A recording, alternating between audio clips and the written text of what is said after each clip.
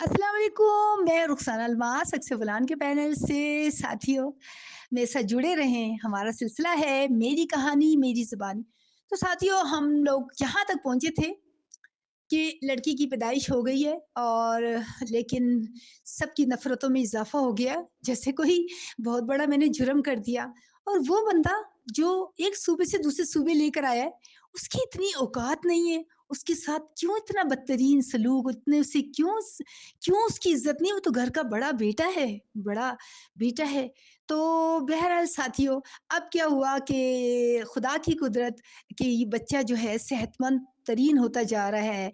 तो जो भी पूछता है कि वही तुम्हारा बेटा कैसा है? तो वो कहता है बिल्कुल मक्खन की तरह है, खूबसूरत है और सेहतमंद है। तो वो दोनों नंदें आपस में, छोटी नंद बड़ी से कहती है कि ये लगता है छुप-छुप के इसे फेरिक्स खिलाती है, कुछ खिलाती है जो लड़का इतना माशाल्लाह इतना सेहतमंद है।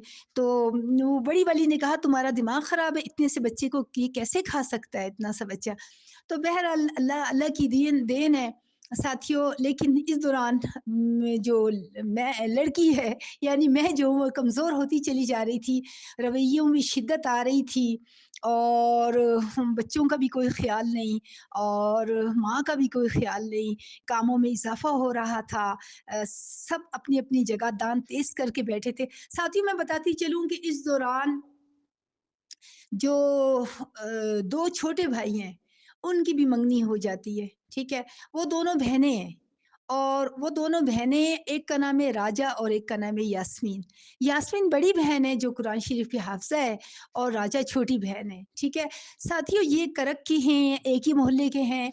हमारा चूँकि ये ससुराल जो था मेरी सास की वजह से बदनाम था, इसकी सख्ती की वजह से, इसकी बेरहमी की वजह से, तो कोई लड़कियाँ देने को आसानी से आमादा नहीं था। तो बहरहाल ये दोनों जो हैं इनसे मंगनी हो गई। तो इनकी जो वालिदा थी वो करक में उनका नाम था लालखोना। लालखोना करक में उस दौर में बड़ा नामी-गिरामी शख्सियत थी वो, क्योंकि लोग उससे काफ़ी घबराते थे, बड़ी बोल्ड खातून थी, और वो खुद भी अपने उनकी भी तकरीबन 2-3 सौकनें थी, लेकिन वो ऐसे मजलिस करती थी घर आकर हमारे घर में, जिम ख़ास तौर पे मेल तबके के साथ, कि सब कह-कह लगा रहे थे, हँस रहे थे। मतलब बड़ी बड़ी मैं आप मेरे पास अल्फ़ाज़ नहीं है, बड़ी बोल्ड ख़ातून थी वो। तो साथियों, जब बेटे की पैदाइश के बाद जब लोग मुबारकबाद के लिए आए, तो वो ख़ातून भी आई, और उसने सास से कहा, सास साहिबा से, कि इसी पर चादर डाल दो, कपड़ा डाल दो, किसी की तो बेटी है। तो उसने कहा कि नहीं, नहीं, शहर के लोग बड़े चालाक होशियार होते हैं। तो जो-जो लोग आ रहे थे, मुबारकबाद के लिए पैसे दे रहे थे, कपड़े दे रहे थे, जो भी वो अम्मी जान ने सँभाल लिए। क्यों क्या उनका कहना था कि इस गाँव में तो हमारी जानदारी है, हमारा लेना-देना है, इसको कौन जानता है। मैं आज भी सोचती हूँ क्यों इतनी नफ़रत। मैंने कई दफ़ा अपनी मियाँ से पूछने की कोशिश की, तो क्या मैं हिंदुओं की जो ज़ात होती है शूदर, मैं वो हूँ? मैं क्या हूँ? क्यों मुझसे इतनी नफ़रत? क्यों मेरे साथ इतना बुरा सलूक करते हैं? और मैं ये तो नहीं कह सकती थी कि तुम सबसे पहले बुरा सलूक करते हो, तुम्हारी वजह से बाकी करते हैं। तो साथियों, कहानी चलती रही, और फिर जो है हम अब आगे चलते हैं कि बच्चे उसी माहौल में बड़े हो रहे हैं, और कहीं भी कोई ऐसे नज़र नहीं आ रहा, उम्मीद नज़र नहीं आ रही, परेशानी बढ़ रही है।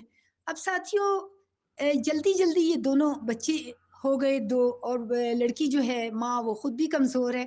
तकरीबन मेरा ख़्याल है 22 या 23 साल की उम्र में मैं मुझे माज़ूरी का मर्ज़ हो गया। मैं माज़ूर हो गई, और जो डॉक्टर साहब हैं, डॉक्टर चिल्ड्रन स्पेशलिस्ट जो सगे मामू हैं वहीद के, उन्होंने सब पूरे घराने को वो किया, अलर्ट किया कि ये लड़की माज़ूर हो जाएगी, आप लोग इसका इलाज क्यों नहीं कराते? तो मजबूरन फिर वहीद ने इलाज शुरू किया।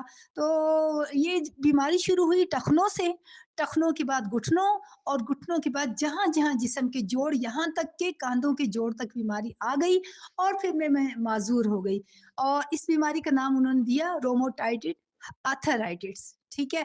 और साथियों, उस वक़्त के जो डॉक्टर हैं वो एक मीटिंग करते थे, एक पैनल पे बैठते थे, करक के डॉक्टर। उन्होंने 6-6 डिस्पिरिन दिन में लिखी, और ब्रोफीन 500 एमजी मैं ऐसे खाती थी जैसे कोई चने खाता है, क्योंकि उसको खाए बगैर मैं चारपाई से नहीं उठती थी। साथियों, मैं माज़ूर हो गई, कई-कई दिन मैं ज़मीन पर अपने आप को घसीट कर आगे बढ़ती थी। मैं रातों को रोती थी, मैं बहुत बिलख-बिलख के दर्द से रोती थी। लेकिन दवाइयाँ थी और बस और कुछ भी नहीं था, ना तो रवैये, ना खुराक, ना एहसास नाम की कोई चीज़ नहीं थी।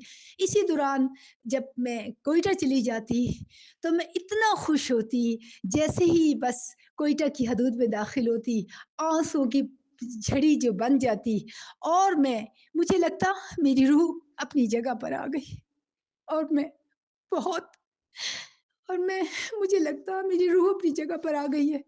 फिर मेरे अब्बू, मेरे बहन-भाई, मेरे भाई सब मुझे इतना प्रोटोकॉल देते। सबकी ड्यूटियाँ लगी हुई थी कि 10 बजे से कंप्लान देना, फिर इसे ये माल्टे का जूस देना। हालाँकि वो गरीब लोग थे, वो सफ़ेद पोश थे, लेकिन वो अपनी बेटी को जानते थे कि उनकी बेटी, उनकी औलाद कीमती है।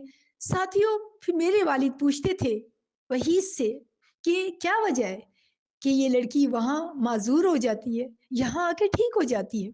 तो साथियों, एक वजह इसकी ये भी थी कि वहीद तावीज़ात अपने पूरे ज़ोर-ओ-शोर से करता था, पानी में पिलाता था, खाने में डालता था, कमरे में लटके हुए थे तावीज़ और सिर्फ़ इस वजह से कि उसे डर था कि लड़की जो है वापिस ना चली जाए, कहीं बाप वापिस ना ले जाए। तो साथियों, चलता रहा सिलसिला कि जब माज़ूर हो जाती तो कोयटा आ जाती। ये लोग मुझे तैयार करते, मेरी सेहत अच्छी होती और फिर चली जाती वापस करक। क्योंकि अब्बू ने बड़ी कोशिश की, अदालत भी की, क क वकील की कि मैं इस लड़की का केस लड़ूँ। लेकिन साथियों, चीज़ें मुमकिन नहीं होती, जब बच्चे हो जाए तब भी और अगर मैका जो है माली लिहाज़ से कमज़ोर हो, सफ़ेद पोश हो और पहले से ही उनकी बेटियों की बच्चों की एक तादाद है और वो खुद भी ताना कचेरी कर रहे हैं, सच बोलने की पादाश में वो खुद सज़ा भुगत रहे हैं, इस माशरे की इस्लाह करने की वजह से कि वो चाहते हैं कि हम सच बोलें। तो साथियों, उनके लिए चीज़ें मुमकिन नहीं होती कि वो अपनी बेटी को इंसाफ़ दिला सके इस माशरे से। तो साथियों, हम अगली किस्त के साथ फिर हाज़िर होंगे। अपना बहुत ख़्याल रखिएगा। अल्लाह हाफ़िज़।